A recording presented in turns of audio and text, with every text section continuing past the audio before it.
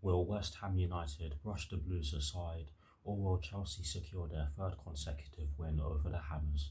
Watch until the end of this preview to hear all of my thoughts on tomorrow's match.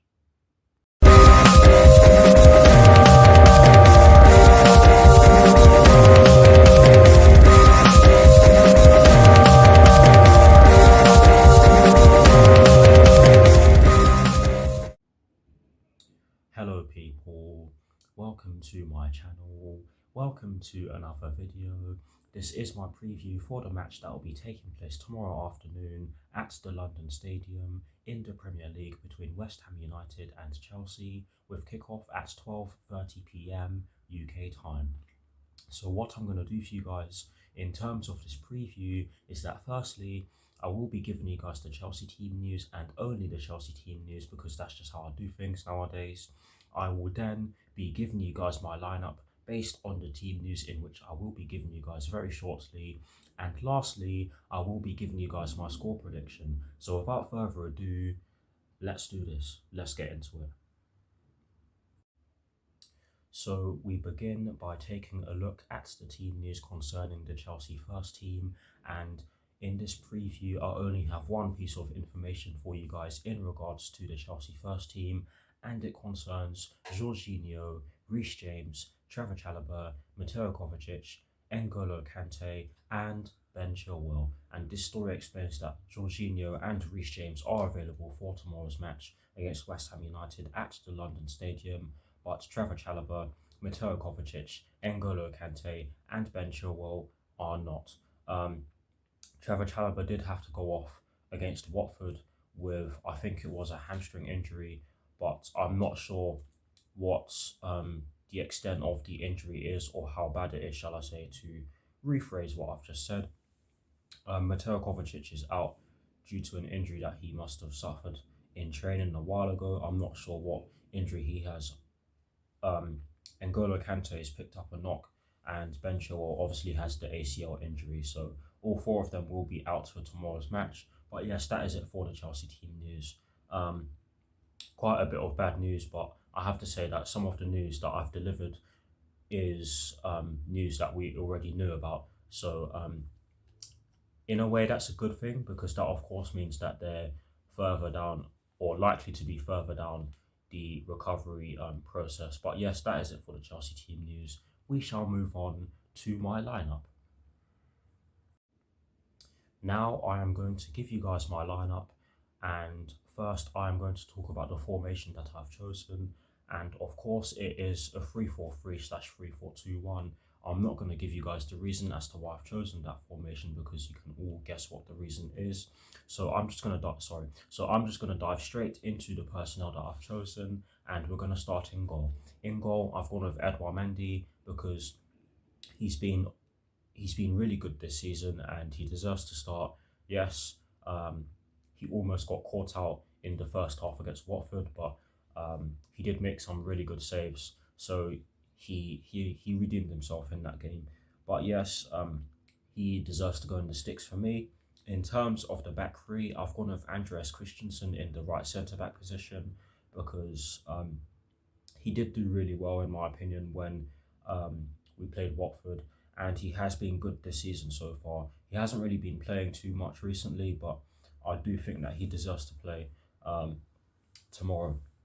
In the centre of the back three, I've gone with Thiago Silva because when he came on, he really helped us solidify our defence, and I think that was needed because we were getting cut open by Watford, and I think for that reason he deserves to start. Yes, he has been starting a lot of games recently, but I think that he has shown that he is capable of starting on a regular basis. So that's why I've gone with him in the centre of my back three.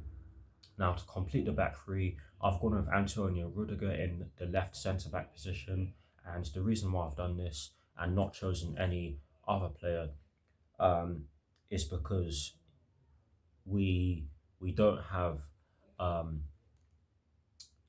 this is not the game for us to be experimenting with different players or players who don't have too much game time under their belts, because this is a big game for us not only because we want to maintain our position at the top of the Premier League, but because West Ham United and Chelsea do not like each other. So we do need to field our we do need to field our strongest lineup possible, and I think that Antonio Rudiger is the best in the left centre back position out of all the players we have. Um, all the defenders we have, shall I say. But yes, you get the idea, and that completes the back three. So we shall now move on to the midfield four, and as always, we're going to go from right to left. In the right wing back position, I have decided to go with Reece James because um, of his ability to go up and down. Yes, he's only just come back from injury, but I do think that he'll start tomorrow. It's just up to Thomas Tuchel. Um, well, having said that, judging by what he's done with players who've just come back from injury, I wouldn't be surprised if he doesn't start tomorrow. But I've gone with him in my lineup. Sorry for that little mistake there. But yes, that's who I've gone with in the right wing back position. Um, in the two central midfield positions, I've gone with Jorginho and Ruben Loftus-Cheek. I don't think that we should be starting two number eights because that never works. It's never a good idea to start two number eights because it leaves a massive hole in the middle of the park. And I think we need someone like Jorginho to help us control the midfield because against Watford, I was screaming for Jorginho to come on. But having said that, I understood why he didn't come on because obviously we didn't have too many midfield options on the bench other than Jorginho and Ross Barkley. And what would have happened if Jorginho got injured? Um, it just begs the question. But that's why I've gone with Loftus-Cheek and Jorginho. Ruben Loftus-Cheek didn't have the best of games against Watford, and I think that he um, needs to redeem himself, and that's exactly why I've gone with him as well as Jorginho. Um, I mean, him alongside Jorginho, sorry. But now to complete the midfield four, I've gone with Marcos Alonso. Yes, there are a lot of Chelsea fans out there calling for Saul Niguez to start in the left wing back position, but that of course would put a strain on our midfield options, especially when you consider the fact that um, our midfield, some of our mid, it will put a strain on our midfield, especially when you consider the fact that some of our midfielders are out anyway. So that's why I've gone with Marcos Alonso. Maybe Saul Niguez can come on and play in that position if we're doing well in the game and have enough time to see it out. But yes, that's why I've gone with Marcos Alonso in the left wing back position, and I really do hope I'm making sense. But anyways, we complete the lineup by getting into the front three, and who I've gone with in the front three. And as always, we're going to go from right to left. In the right forward position, I have gone with Mason Mount because he was our best player. I felt against Watford, he did get a goal and an assist, and we did miss his energy. We have missed his energy. I felt, and he deserves to start. Up front, I've gone with Romelu Lukaku because I do think it's time for him to start now. Obviously, I'm not the manager. I would not be surprised if Thomas Tuchel starts Kai Havertz instead because obviously Romelu Lukaku's just come back from injury. But I have gone with Romelu Lukaku. Sorry, I have gone with Romelu Lukaku up front for my lineup in the hope that he delivers. Because obviously, like I've said, he's just come back from injury.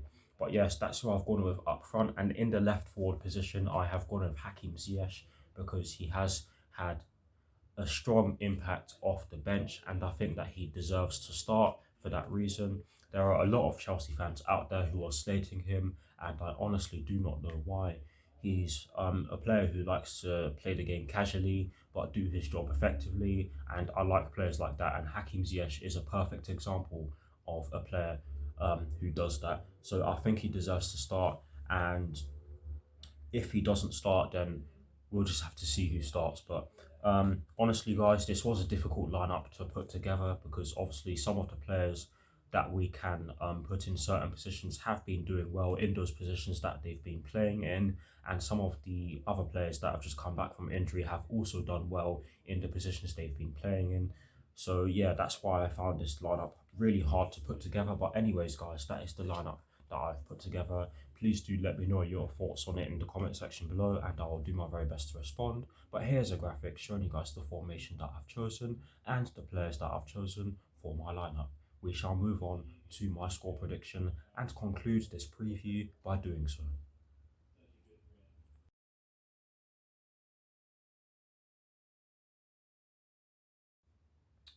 Now, in terms of a score prediction, this one was really difficult, but I've gone with a 2-1 Chelsea win because I do believe that we can win.